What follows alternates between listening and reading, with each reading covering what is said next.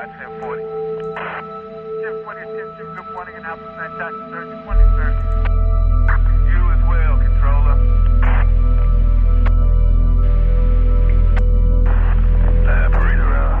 Bienvenue à tous dans cette nouvelle vidéo dans laquelle nous allons voir comment on peut optimiser le mode visuel du testeur de stratégie. Vous avez sûrement remarqué que quand vous faites un backtest d'un robot avec le testeur de stratégie de MT4 et que vous mettez le mode visuel, vous n'avez pas beaucoup de choix de vitesse de défilement des bougies. Vous avez ici le réglage de la vitesse avec le curseur que vous pouvez bouger soit avec la souris, soit avec les flèches. Et où vous êtes à 31 et c'est beaucoup trop lent, ou vous passez à 32 et là c'est super trop rapide. Par exemple là je suis en train de backtester un robot que je viens de coder basé sur la stratégie de Ishimoku et je veux vérifier avec le mode visuel quand il rentre en position et quand il sort. Là je vois il est rentré en position, mais dès que je veux accélérer ou essayer d'avoir des détails sur ma position en temps réel, là hop je vois qu'il est sorti ici. Le problème c'est que ça va beaucoup trop vite. Si on se met à 32 ça va vraiment beaucoup trop vite. Et si on ralentit, ça ralentit beaucoup trop. Et ça va trop vite que je sois sur... là, je suis sur un graphique 1 minute parce que la plupart de mes robots tournent sur des graphiques de 1 minute. Mais même si je me mets, par exemple, sur un graphique en 15 minutes et que là, je relance mon backtest, quand on est sur 31, on est toujours beaucoup trop lent. Et quand on passe à 32, on est encore beaucoup trop rapide. Dans cette vidéo, je vais vous montrer une astuce qui va nous permettre de régler correctement la vitesse du mode visuel du testeur de stratégie. Pour faire cette démonstration, on va rester dans un premier temps sur une unité de temps de 15 minutes et puis après on repassera sur l'unité de temps de 1 minute.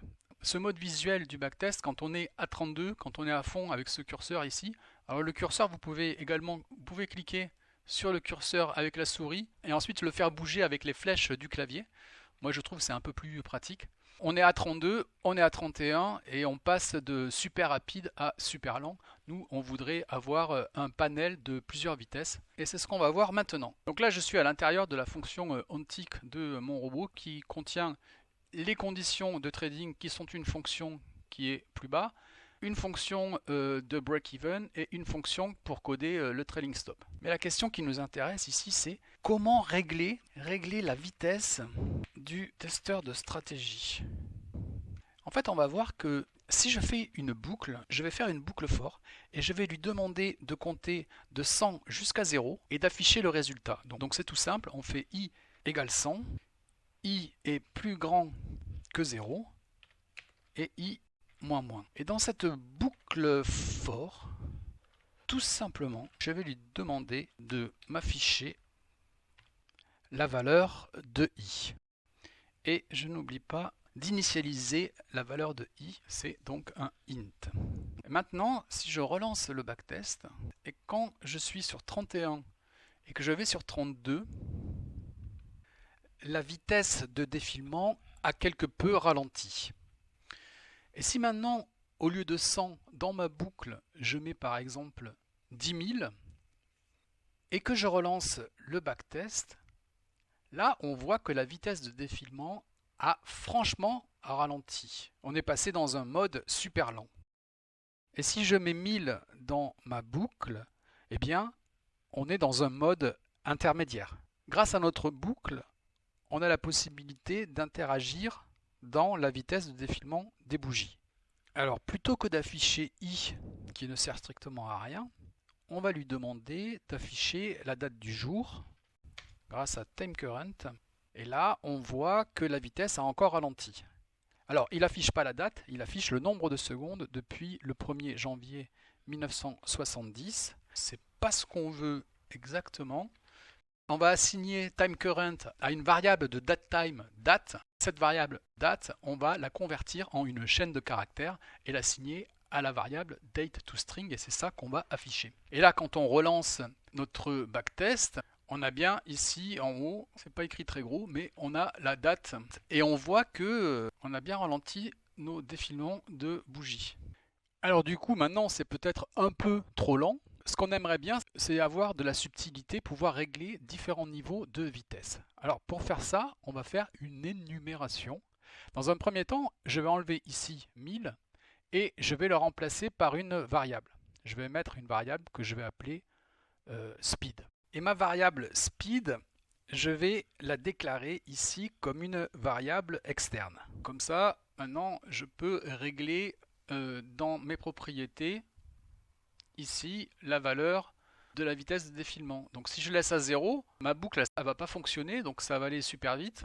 Donc on voit si je laisse à 0, ça va super vite. Si maintenant je mets à 10 000 et que je relance, ça va super lentement. Ce qu'on peut faire également, plutôt que de l'assigner à une variable avec un chiffre entier, on peut faire une énumération. Alors une énumération, c'est une liste d'un tableau. Quand je tape enum, on voit, il me propose déjà des énumérations qui sont prédéfinies dans le langage MQL4, il y en a plein. Les énumérations, ce sont comme les jours de la semaine, par exemple. Et par convention, les énumérations, ça s'écrit tout le temps avec un underscore et en majuscule. Et nous, notre énumération, on va l'appeler enum speed. Quand on va à la définition des énumérations, on voit qu'en fait, c'est une liste de valeurs avec des noms constants qui sont séparés par des virgules. On peut avoir, comme j'ai dit, les jours de la semaine. On peut également avoir, par exemple, les mois de l'année. Nous, on va rentrer nos valeurs de vitesse. Donc, on va dire qu'on va avoir fast. Et fast, ça sera égal à 0. Et on va avoir, par exemple, medium, ça sera égal à 500. Et slow, ça sera égal, par exemple, à 1000. Et maintenant, ici, ma valeur speed, c'est plus un integer, ça sera une énumération. Donc je vais remettre enum en majuscule ce coup-ci. Et là, je vois, il me propose plein de choses, plein d'énumérations. Et dans toute cette liste d'énumérations, si je vais à enum s, enum signal, je vois, j'ai bien enum speed, donc l'énumération que j'ai moi-même créée. En fait, tout ça, c'est des énumérations qui existent déjà dans le langage MQL4. Et ici, ça, c'est l'énumération que j'ai moi-même créée. On peut ajouter, on va dire que ça sera super fast. On aura un fast qui sera égal à 100. Un medium, un slow et un extra slow qui sera égal à 2000.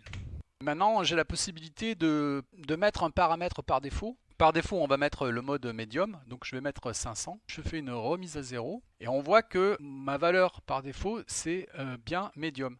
Là, j'ai la possibilité de lancer le backtest en mode médium. Et donc là, le backtest se lance en mode médium. Donc là, j'ai une position qui vient de rentrer à l'achat et qui vient de se clôturer d'ailleurs ici en gain. J'ai eu la possibilité de pouvoir voir un petit peu ce qui se passe. Donc maintenant, si je relance et dans les propriétés, je double-clique ici, j'ai ma liste d'énumération qui s'affiche. Et si je me mets par exemple en super fast et que je relance le backtest passe en vitesse super rapide. Je ne peux rien voir de ce qui se passe.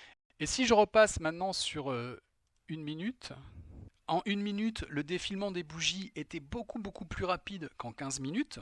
Et que dans mes propriétés, parce que j'ai envie de bien analyser comment mon robot entre en position, je mets dans speed, je double-clique et je mets extra slow. Je relance. Hop, on va mettre le modèle. Et bien là, c'est quand même beaucoup plus fluide. C'est quand même beaucoup plus agréable. Et quand le robot va entrer en position, normalement, voilà, ici, eh bien là, je peux bien détailler, voilà, oui, il a bien ouvert la position parce que les prix sont au-dessus du nuage, la ligne rouge est au-dessus de la ligne bleue, la chicou, elle est bien au-dessus du nuage. Là, je peux bien tout analyser. Je peux un petit peu accélérer. Est-ce que je vais atteindre mon take profit quand, voilà, pam, j'ai touché mon take profit. Là, je vois tout bien, tout est clair. Tout est beaucoup plus clair. Que ce soit sur 1 minute, sur 5 minutes ou sur 15 minutes, 30 minutes, peu importe. Grâce à cette boucle, on est arrivé à régler la rapidité du testeur de stratégie. Voilà, j'espère que cette vidéo vous a plu et que cette astuce vous sera utile pour vos futurs backtests. Franchement, c'est quand même bien plus pratique quand on peut voir et analyser ce que le robot fait. Moi, je vous donne rendez-vous dans une prochaine vidéo où justement, je vous présenterai ce robot sur Ishimoku. Alors, à bientôt. Salut!